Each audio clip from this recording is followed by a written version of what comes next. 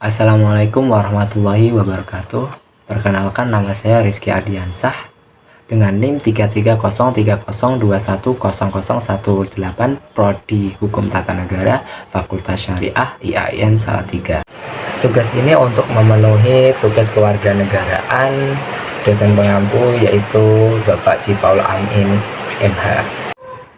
Di sini saya akan menceritakan korban begal yang jadi tersangka. Hah? Kok bisa? Nah, jadi gini. Sebut saja AS korban begal. Nah, AS ini korban begal yang jadi tersangka menceritakan bahwa dia dibegal oleh orang yang tidak dikenal di jalan raya Desa Ganti, Kecamatan Praia Timur, Lombok Tengah, Nusa Tenggara Barat, dan diceritakan pada tanggal 10 April 2022. Nah, ketika itu AS sedang mau menghantar makanan dan air hangat untuk ibunya yang dirawat di rumah sakit Lombok Timur. Dia perjalanan dari Lombok Tengah ke Lombok Timur. Nah, pada waktu dalam perjalanan dia diikuti oleh 4 orang begal yang tidak dikenalinya. Lama-kelamaan begal itu mendekat dan menyerempet motor AS. Tapi AS dapat menghindarinya, dan pada saat itu begal terus melaju cepat dan mengadang AS. Nah, pada saat dihadang, AS turun dari motornya. Lalu AS mengajar 4 begal orang tersebut. Kalaupun dia tidak menghajar 4 begal tersebut, dia akan menjadi korban, yaitu motornya bisa jadi hilang. Terus harta kekayaannya bisa jadi juga akan hilang. Bahkan kalau bisa nyawanya bisa mati kalau tidak melawan ya AS itu. Nah, kalau 4 begal tersebut tidak menghadang dan tidak menyerangnya, mungkin AS tidak akan menyerangnya kembali. Mungkin dia akan lari, kata AS ya. Tapi begal itu tetap menyerang. Nah, sehingga AS tersebut menyerang kembali dan menewaskan orang 2 begal tersebut. Kronologinya begini. Ini AS dan ini 4 orang begal tersebut ya.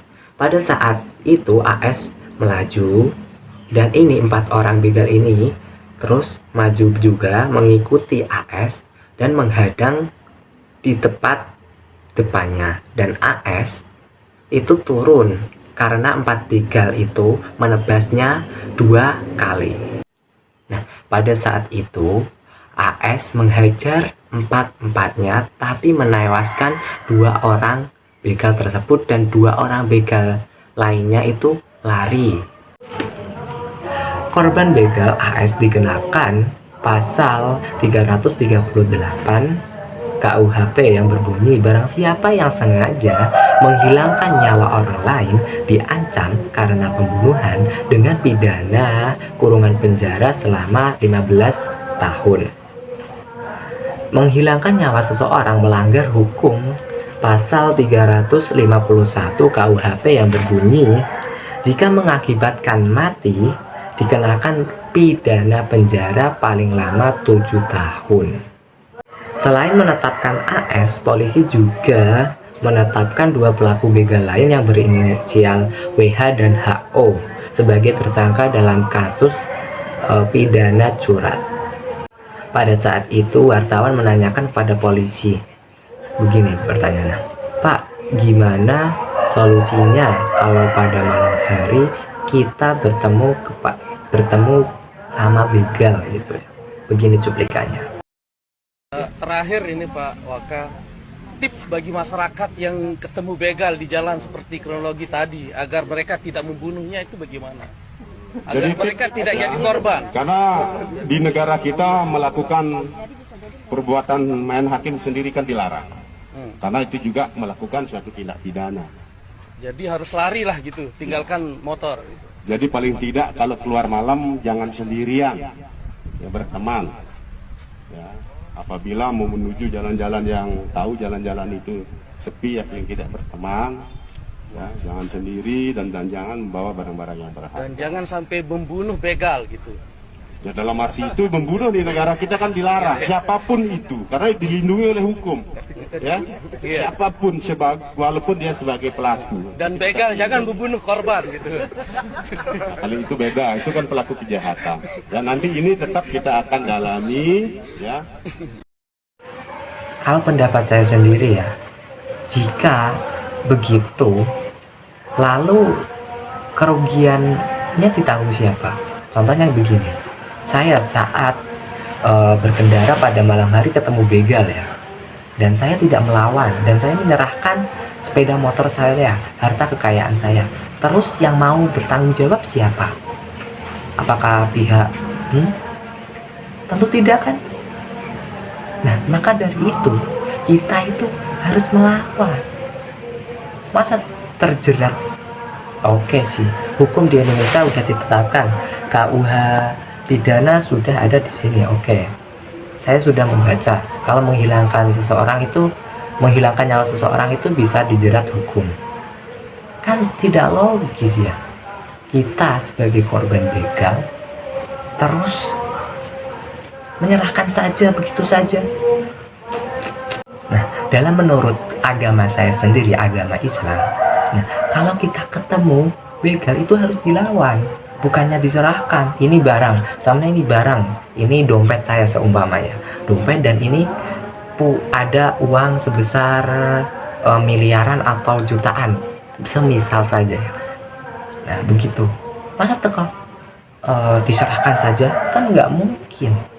Di agama Islam saya itu diajarkan untuk membela diri. Kan ini haknya kita, ini punya kita, bukan haknya orang lain. Kalaupun kita mati, kita mendapatkan mati syahid.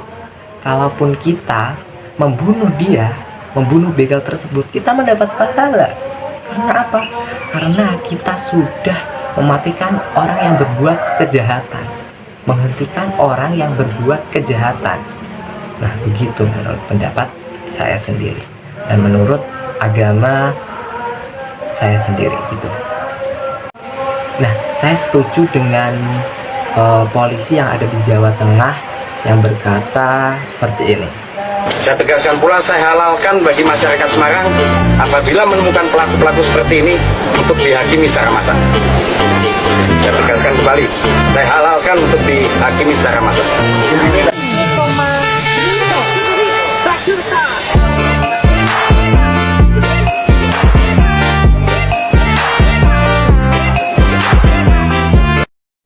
Peristiwa yang dilakukan AS merupakan untuk membela diri sebagaimana pasal 49 ayat 1 KUHP yang berbunyi, barang siapa terpaksa melakukan serangan ataupun ancaman serangan ketika itu ada yang melawan hukum terhadap diri sendiri maupun orang lain, terhadap kehormatan keasusilaan atau harta benda sendiri maupun orang lain, tidak dipidana.